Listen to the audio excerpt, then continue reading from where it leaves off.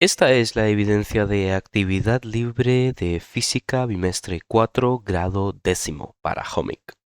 Hoy vamos a hablar del principio de Bernoulli.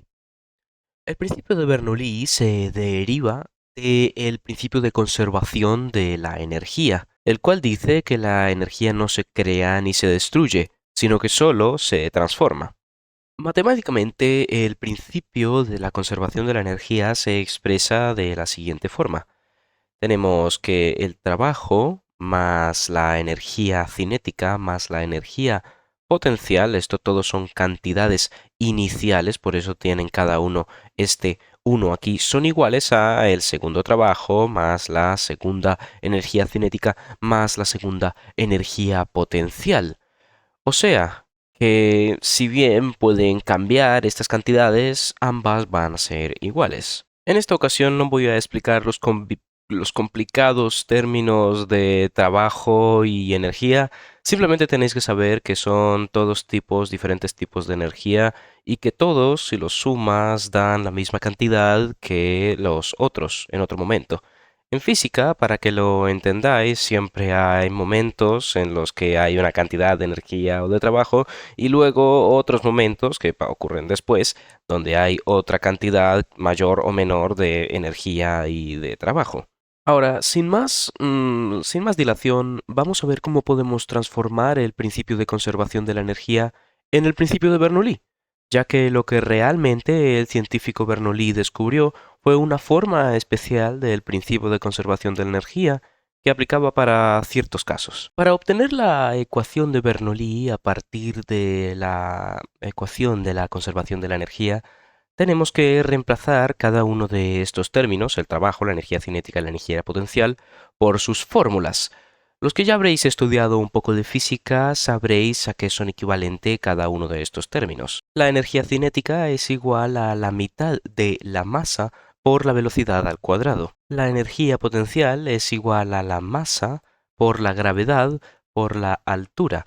Por cierto, la energía potencial aquí es la energía potencial gravitatoria, ya que pensamos que estamos en la Tierra. Y por último, el trabajo tenemos que es fuerza por distancia, pero la fuerza como tal la podemos definir por presión por área, y luego la distancia pasaría a ser lo mismo, y luego podemos coger que el área y la distancia multiplicadas son igual a el volumen. Por lo cual, en este caso, podemos deducir que el trabajo es igual a la presión por el volumen. Una vez reemplazados todos los términos de la ecuación, nos queda esta expresión donde tenemos la presión por el volumen más la mitad de la masa por la velocidad al cuadrado más la masa por la gravedad por la altura son iguales a, bueno, todo el resto que sería lo mismo, pero en la segunda situación. Pero aún hay que hacer algunos cambios para tener la ecuación de Bernoulli. La masa, por ejemplo, la podemos transformar. Una fórmula más que nos da la masa es que la masa es igual a la densidad por el volumen. Entonces tenemos que aquí teníamos los términos de masa en las energías cinética y potencial y los podemos reemplazar por esta fórmula que tenemos. Ahora mismo podemos notar que cada uno de los términos de la ecuación tiene la expresión del volumen. Tenemos volumen en el trabajo, volumen en la energía cinética y volumen en la energía potencial, por lo cual podemos cancelar el volumen en todos los términos de la ecuación. Y al fin nos queda la ecuación de Bernoulli, que es la presión 1 más la mitad de la densidad multiplicada por la velocidad al cuadrado más la densidad por la gravedad por la altura son iguales a la misma expresión, pero en otro momento en el tiempo. Y bueno, ¿y qué realmente es lo que estipula este principio? Ya que pues el principio de conservación de la energía tiene como esta regla, que la energía no se puede crear ni destruirse sino transformarse. ¿Qué es lo que estipula el principio de Bernoulli? Para empezar, os diré que no es cualquier principio. Gracias a este principio es que pueden volar los mismos aviones. Pero la principal afirmación del principio de Bernoulli es que a mayor velocidad, menor presión, y lo mismo ocurre viceversa. Para los que no entendáis el concepto de presión, básicamente es como la fuerza que se imprime en un área. Un fluido, por ejemplo, puede tener una cierta presión, pero a presión más baja puede estar sus moléculas más cómodamente, más apartadas, pero al aumentar la presión de este fluido, las moléculas tienen que unirse y quedarse más pegadas debido a la presión que se está ejerciendo en el fluido. Resulta que, por ejemplo, los aviones, cuando van volando, hay cuatro fuerzas principales que son ejercidas sobre el avión. Tenemos la fuerza de sustentación que viene de abajo, que sujeta al avión. Tenemos el peso del avión que viene de arriba, que pues es el que haría caer al avión si no estuviera la fuerza de sustentación. Tenemos la fuerza del empuje, que es la fuerza de las turbinas que hacen que el avión sea propulsado hacia adelante. Y tenemos la resistencia del aire, que lo que haría es empujar hacia el otro lado chocando con el empuje. ¿Qué pasa? Que el avión, cuando va a velocidad de crucero, estas fuerzas se cancelan y el avión puede volar relativamente fácil. Pero ¿de dónde viene, por ejemplo, la fuerza de sustentación? El avión no se sujeta por arte de magia, ¿no? Resulta que la forma de las alas de un avión está diseñada para que el viento que pase por encima de las alas pase a una velocidad mucho mayor, de forma que la presión sea menor arriba de las alas, mientras que abajo el viento pasa de una manera mucho más lenta, lo que hace que la presión sea mayor en ese punto hacia abajo. Y habiendo una diferencia de presiones, menor presión arriba y mayor presión abajo, la fuerza de la sustentación logra sustentar la mayoría del peso del avión. Obviamente a medida que el avión vaya a cierta velocidad. Si el avión baja a cierta velocidad, pues este principio ya no se aplicaría, ya que las presiones se van igualando y el avión, bueno, otro ejemplo son las chimeneas. Las chimeneas son construidas bastante altas para que el viento que pasa por encima pueda hacer esta diferencia de presiones para que la velocidad aumente, para que el humo pueda dispersarse fácilmente hacia arriba. Por último, vamos a resolver un ejercicio del teorema de Bernoulli para así ver cómo matemáticamente se pondría en práctica. El teorema de Bernoulli se utiliza mucho en la mecánica de fluidos. Por cierto, consideramos el aire un fluido, ya que en estas situaciones se comporta igual que un fluido líquido.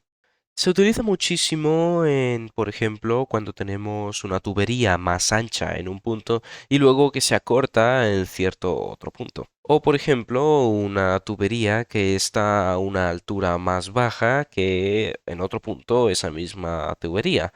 Allí tenemos que medir diferentes tipos de presiones y diferentes velocidades y es muy útil en momentos, por ejemplo, de construir válvulas. Un flujo de agua a través de un tubo que cambia de dimensiones en un punto, la sección 1 del tubo tiene 30 milímetros de diámetro, la presión en este punto corresponde a 340 kilopascales y la velocidad que lleva el flujo inicialmente es de 30 metros por segundo. La sección 2 mide 50 milímetros de diámetro y se eleva a 3 metros. Calcularemos finalmente la presión del agua en la sección 2. Para empezar, aquí tengo un diagrama de la situación. Tenemos el primer punto de la tubería y aquí tenemos el segundo punto. Tenemos el primer orificio y aquí estaría el otro y tenemos que está inclinado en esta dirección, de forma que este punto es mucho más alto que este otro. Realmente aquí asumimos que la altura es cero, ya que pues no nos han dicho ningún dato de alturas en el ejercicio. Para empezar, debemos recordar que en este ejercicio nos han dado el diámetro de las tuberías en diferentes puntos y no el área. Recordemos que el área está en milímetros o metros o centímetros cuadrados, mientras que el diámetro en este caso no nos lo han dado elevado al cuadrado, por lo que vamos a tener que encontrar el área. Así que aquí deberíamos calcular primero el área de cada una de las tuberías. Recordemos que las tuberías tienen forma de círculo, por lo que aplicará la fórmula del área de cada uno de ellos. Entonces tenemos, por ejemplo, que el diámetro, que ya sabemos cuál es, entonces, por ejemplo, el diámetro 1, que son 30 milímetros, vamos a ponerlos por aquí, entonces 30 milímetros al cuadrado, y esto va a ser el área 1. Lo mismo haríamos para el área 2. Solo que obviamente el área 2 no son 30 milímetros, son 50 milímetros como lo tenemos escrito aquí. Entonces los resultados de cada una de estas operaciones serían en el caso del área 1 706,86 milímetros cuadrados y en el caso del área 2 1963,49 milímetros cuadrados. Ahora, antes de aplicar la ecuación de Bernoulli, nos damos cuenta de que nos falta un término y sería la velocidad 2. Tenemos velocidad 1, pero nos hace falta la velocidad 2. ¿Y cómo la encontramos? Bueno, resulta que hay una cosa llamada la ecuación de continuidad, que dice que el área 1 por el volumen 1 es igual al área 2 por el volumen 2, lo cual nos puede ayudar a encontrar lo que buscamos, que es el segundo volumen, ya que conocemos 3 de los 4 términos necesarios. Y rearreglando la ecuación de continuidad tenemos que la velocidad 2 es igual al área 1 por la velocidad 1 dividido entre la velocidad 2. Datos que nosotros ya tenemos porque nos los ha dado el problema o los hemos sacado nosotros mismos. Así que simplemente llenamos los datos de la ecuación con cada uno, el área 1, la velocidad 1, que si recordáis es 3 metros por segundo, y todo esto dividido en el área 2.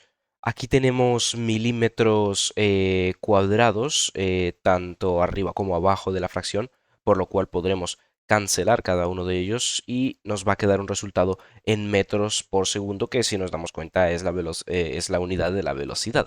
Y finalmente, haciendo la matemática, tenemos que la velocidad 2 es igual a 1,08 metros por segundo. Y con esto ya tenemos suficientes datos para aplicar la ecuación de Bernoulli. Pero antes de rellenar la ecuación de Bernoulli, debemos recordar qué es lo que estamos buscando, y es la segunda presión, ya que tenemos en el problema la presión 1, pero no tenemos la presión 2, siendo la presión 1 340 kilopascales. Por lo cual debemos rearreglar la ecuación. Entonces tenemos que pasar estas expresiones de aquí a el otro lado para dejar la presión 2 sola. Y si recordáis cómo se pasa de un lado al otro en una ecuación, es simplemente cambiándole el signo. De esta forma nos queda esta expresión ya teniendo el resultado como la presión 2. Ahora, antes de rellenar con los datos que tenemos, vamos a simplificar o a factorizar la expresión que tenemos, ya que en todos estos datos de aquí tenemos este término de la densidad. Tenemos densidad, densidad, densidad y densidad, por lo cual vamos a factorizar ese término. Y así es que queda factorizada la ecuación, teniendo el término de densidad multiplicado por todos los otros términos que antes estaban multiplicados por la densidad. Ahora sí podemos rellenar la ecuación con los factores que habíamos descubierto antes. Así que rellenamos todos los datos y tenemos la presión y las densidades y todas las otras cantidades que teníamos, que por cierto la gravedad es 9,8 metros por segundo al cuadrado. Tenemos la altura 1 que asumimos que es 0, por lo cual este factor será cancelado, ya que multiplicando por 0 pues realmente no da otra cosa sino 0. Aquí menos por más, pues tendríamos el menos predominando y tenemos los otros factores que ya habíamos encontrado. Y resolviendo todo este gran cacho que tenemos aquí, vamos a acabar que quedamos como es una unidad de presión con la unidad de kilopascales, que si os dais cuenta teníamos kilopascales por aquí. Y también pues podríamos cancelar todas estas unidades de aquí y al final van a ser 314,52 kilopascales. De esta forma es que hemos descubierto la presión en el otro lado de la tubería. Y así es que se resuelve un ejercicio del teorema de Bernoulli. Espero que os haya gustado este vídeo y también que os sirva para los ejercicios matemáticos que generalmente son muy comunes en el área de la física. Nos veremos en otro vídeo. Hasta luego.